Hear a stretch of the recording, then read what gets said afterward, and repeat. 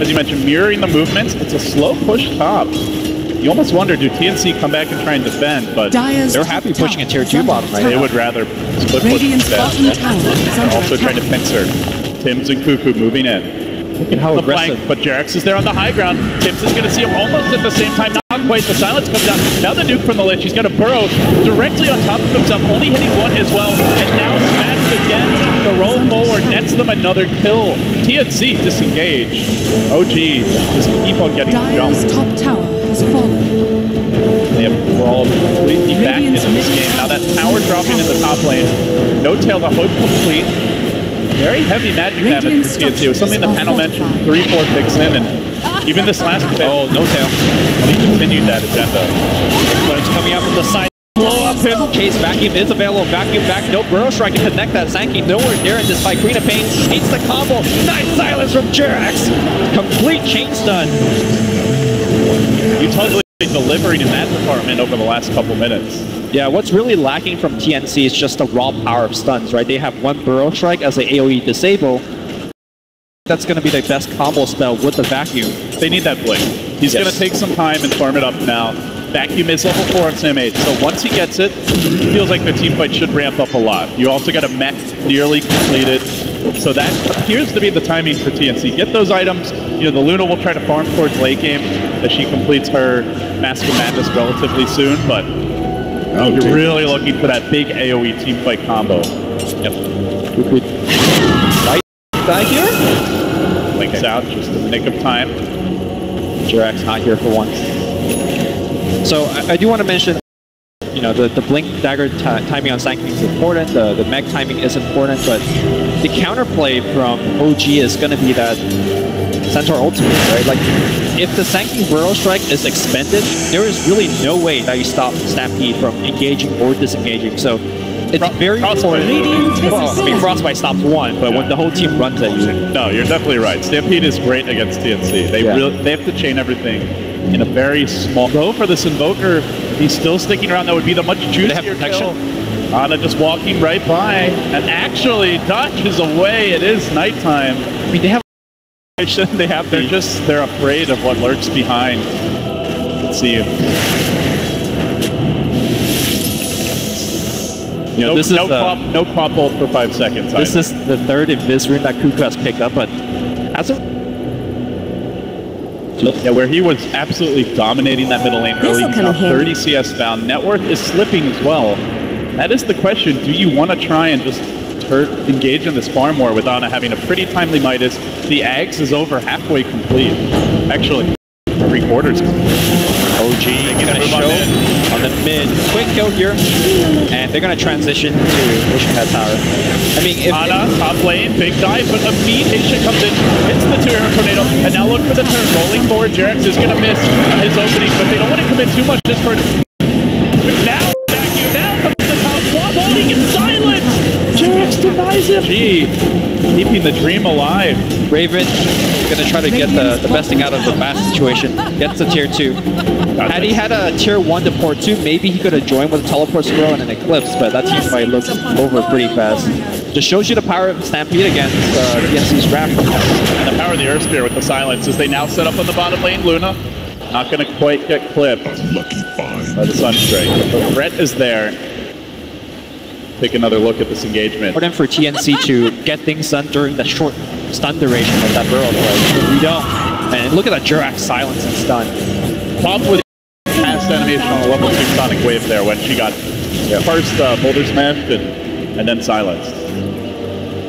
Narrowly dodging what could have been a contest. Let's talk about the Luna later. I think the more important timing is the Darkseer mech plus the Blink Burrow Strike. The TNC is almost there. Just needs 150 gold on Tims, and we're going to definitely see a scope of TNC. And they'll need this 4-hero group up to get something done. Perhaps Raven will join them, but one of the issues that we've seen with Luna is that she just needs so much farm after that laning stage to be a high-impact card. She's very squishy. She's got low attack.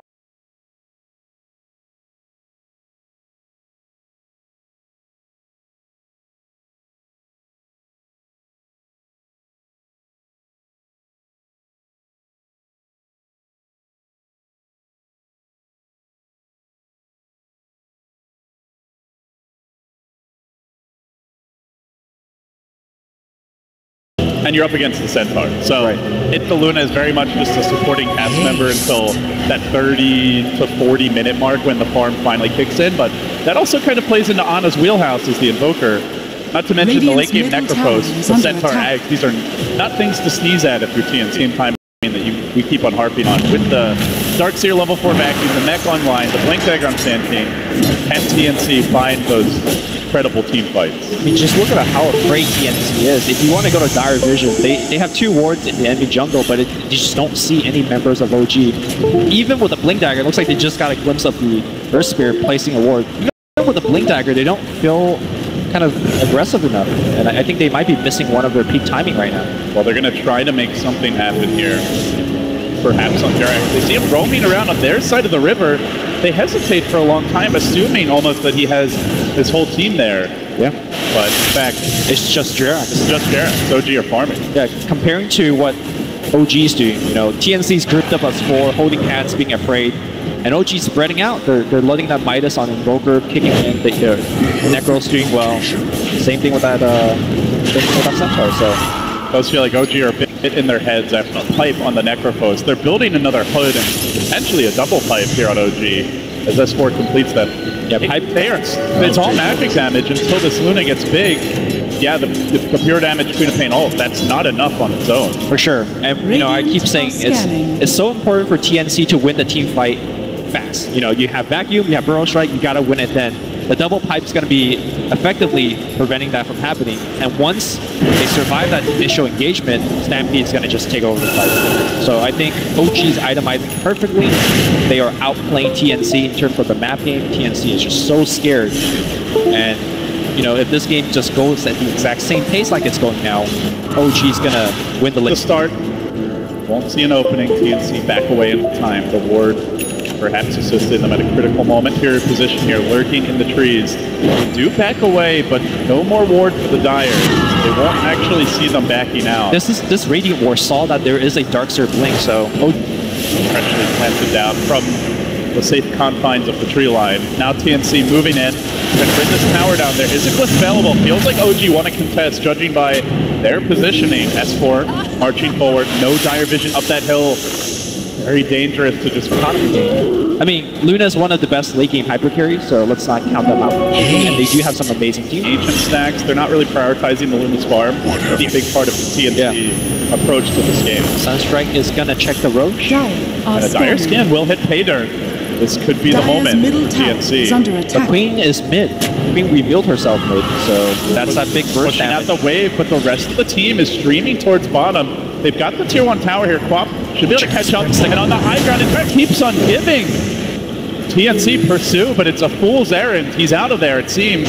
Maybe Cuckoo. Oh, he finds him. The Ult Scepter's there. Double damage available. Dodge away from the Boulder Smash. Silence. And they corral him, this pesky Earth Spirit. Meanwhile, reinforcements are arriving. They do have a Stampede ready, but they're not going to see an open use. It still has 4. Marching in. He finds the back to interrupt, but the Necro already came out. There was no Stampede stun. Tim's headed up cooldown. TNC are flabbergasted as OG again. The jump, get the kill. And again, Lumi, it's Jerax. It started at the level 1 smoke. It continues now. The silence in the previous.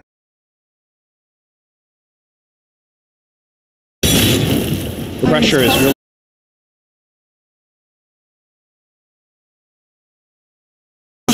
All the while, Ana just split pushing to his heart's content. He's basically got the BKB now. That little skirmish, he was up about 2k in the Luna. Now he's 4k. As he continues to pound into this tier 2. Jerax setting up for the next potential pickoff here. He's on the high ground. He's got the vision of that sand. Tim needs to back away, and the tower will fall. BKB is ready if Ana wants it, but he changes plans, now going for the Lightning Spear instead. Either way, the idea of killing this Invoker, jumping someone and completely picking off the core.